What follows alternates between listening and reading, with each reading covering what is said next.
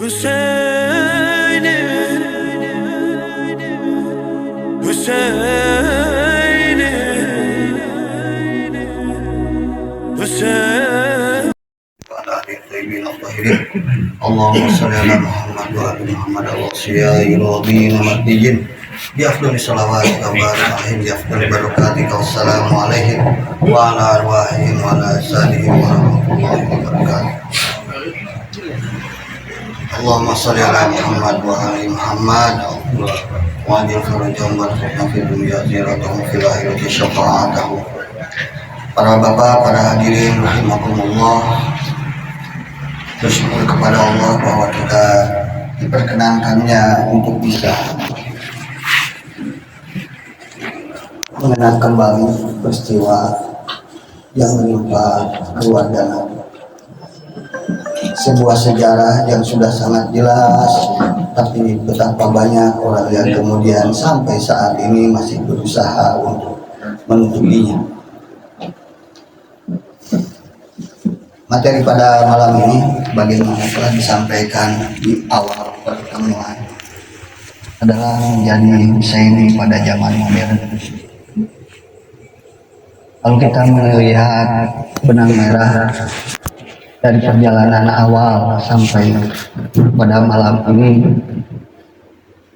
jelas dari yang telah disampaikan dari makta, dari apa yang telah kita pelajari, ada satu hal, yaitu adanya musibah. Pada satu sisi, ada juga nikmat pada sisi yang lain.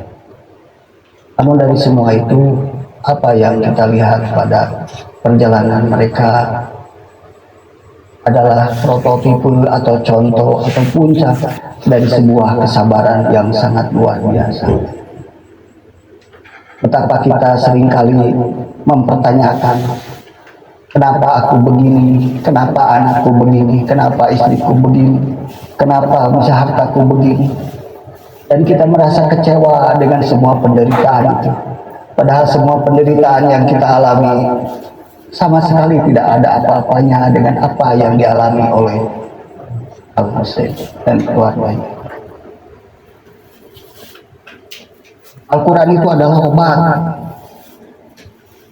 dan Al-Husain itu adalah Al-Quran yang berbicara. Semoga Allah mengampuni beliau. Ayah saya pernah berkata begini, dari HTT asal leungit ayeuna mah, gitu bahasa. Kenapa? Ketika beliau kemudian mengenal Al-Husain, apa yang menimpa pada mereka, leungit. Mudah-mudahan derita-derita kita juga yang kita alami selama ini dengan ikut dengan majelis aja, kemudian diluruhkan dengan rasa ridho dan menerima atas semua ketentuannya. Para hadirin rahimakumullah, bagaimana mungkin implementasinya kalau Imam Husain berperang telah selesai dengan dirinya dan sahabat-sahabatnya? Bagaimana kita zaman sekarang? Mungkin kalau kita melihat Imam Husain dan keluarganya yang suci, kita mungkin sangat jauh sekali. Bagi saya, mungkin saya sangat bergembira seandainya menjadi debu bagi seorang Jaun, seorang budak yang hitam, yang bau badannya. Dengan khidmatnya kepada Imam Husain, dan dia bergaul melayani keluarga Nabi karena ingin menyelamatkan dirinya. Namun pada detik-detik ketika keluarga Nabi berada dalam kesulitan, Imam Husain dalam kesulitan, dia tidak lari untuk menyelamatkan diri. Dan berkah doanya kemudian badannya yang bau itu kemudian menjadi harum.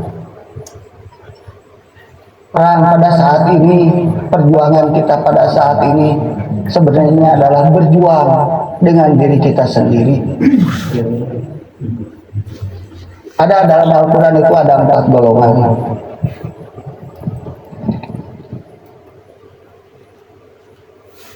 Ada 4 golongan sebagaimana kita akan bahas. Sebelumnya ada pernyataan dari Sayyidah Zainab alaihissalam ketika dia merespon kata-kata dari Ibnu Ziyad. Qala Ibnu Ziyad, kaifa ra'aiti sona Allahu bi ahliki wa ahli baitik. Berkatalah Ibnu Ziyad, bagaimana pandanganmu? Engkau melihat apa yang diperbuat Allah kepada saudaramu dan kepada keluargamu. Ini adalah kalimat ejekan. Kenapa? Karena Ibnu Ziyad merasa bahwa dirinya itu mendapatkan kemenangan, mendapatkan kekuasaan, dan itu adalah atas kehendak Allah. Berarti Allah telah memuliakan dia karena apa yang diinginkannya dikabulkan oleh Allah. Dan dengan mengejek kemudian berkata kepada Sayyidah Zainab, apa yang engkau lihat? Apa yang engkau lihat dari apa yang telah diperbuat Allah kepada saudaramu dan keluargamu? Dan apa yang dikatakan oleh Sayyidah Zainab, ma ra'aitu illa jamilah. Tidak ada yang diperbuat Allah kepada kami kecuali keindahan. Bagaimana bisa itu seperti itu? Melihat penderitaan yang dialami itu sebagai sebuah keindahan.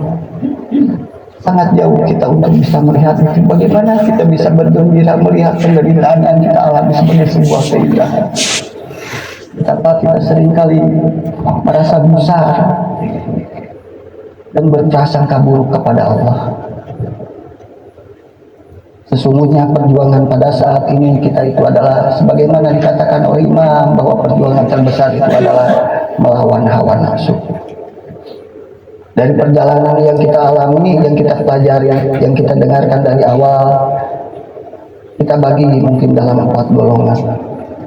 Yang pertama, golongan pertama itu adalah wa minan nasi a'udzubillahi minasyaitonir rajim wa minan nasi may ya'budullaha ala harfin fa in asabatu khairun itma'anna bihi wa in asabathu fitnah inqalaba ala wajhihi. Dan di antara manusia ada orang yang menyembah Allah hanya di peti. Maka jika dia memperoleh kebajikan, dia merasa puas. Dan jika dia ditimpa sebuah cobaan, dia berbalik ke belakang. Ini adalah sebuah ayat yang ekstrim, di mana ketika dia beragama itu, wa minan nasi may ya'budullaha ala harfin, mereka menyembah Allah berada pada tepian.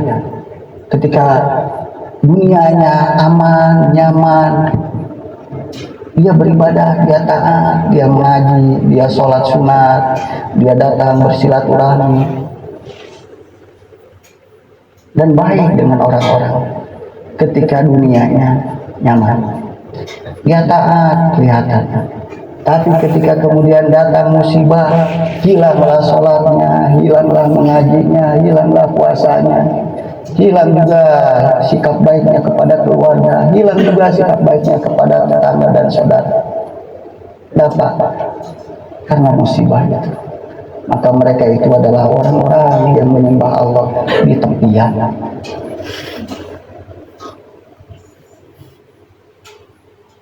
Kelompok yang kedua,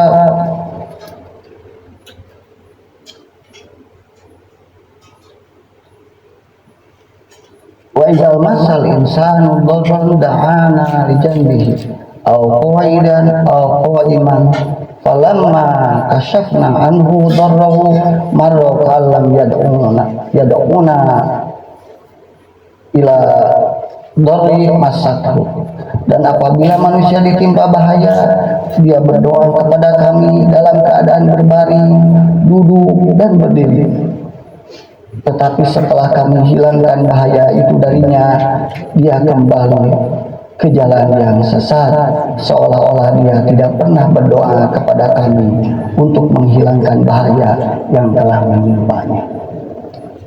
Ada kalanya kita banyak sekali berdoa, tahajud, baca Quran, baca wirid dan sebagainya, supaya Allah menghilangkan penderitaan kita, supaya Allah menghilangkan kesulitan kita. Tetapi setelah kesulitan itu hilang, setelah penderitaan itu hilang, sebagian lupa kepada apa yang telah diminta. Ketika ditanya kenapa sembuh, karena dokter karena obat Allah udah hilang. Atau karena si karena pertolongan si A atau pertolongan si B, dan dia hilang dari Allahnya, padahal dia kemarin berdoa kepada Allah siang dan malam. Bila golongan yang pertama tadi mereka taat kepada Allah dalam kenyamanan, taat kepada Allah, dekat kepada Allah dengan keadaan nyaman, karena dunianya dia rasakan nyaman, sementara dia kemudian lari ketika penderitaan datang. Kalau yang kedua sebaliknya, dia dekat dengan Allah ketika penderitaan itu menerpa, dan kemudian menjauh ketika kenikmatan itu datang kepadanya. Golongan yang ketiga, wa idza amna 'alal insan a'rada wa na'a bijanibi wa idza massahu syarru kana ya'usa. Dan apabila kami berikan kesenangan kepada manusia, niscaya dia berpaling dan menjauhkan diri dengan sombong. Dan apabila dia ditimpa kesusahan, niscaya dia berputus asa. Kelompok yang ini diberi kenikmatan, ia juga sombong, tidak mau berterima kasih. Ketika diberi penderitaan, dia juga tidak memohon pertolongan. Ini golongan ketiga. Golongan yang keempat, itu sebagaimana diceritakan dalam surat Al-Isra, surat Hud.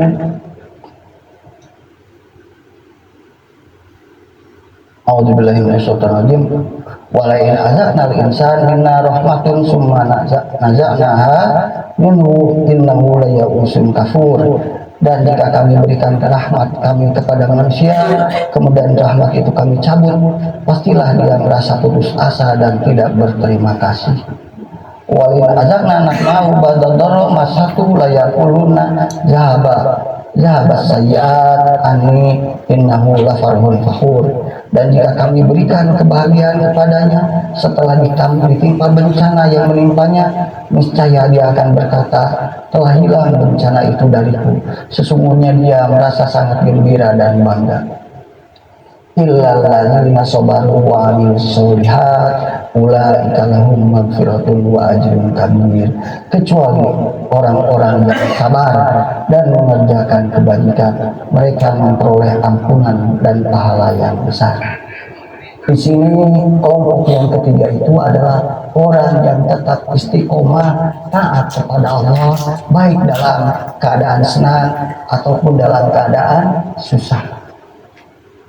Dia menerima bahwa kebaikan yang dia terima itu adalah ujian, dan ketika dia dalam penderitaan, dia juga menilai bahwa itu sebagai ujian.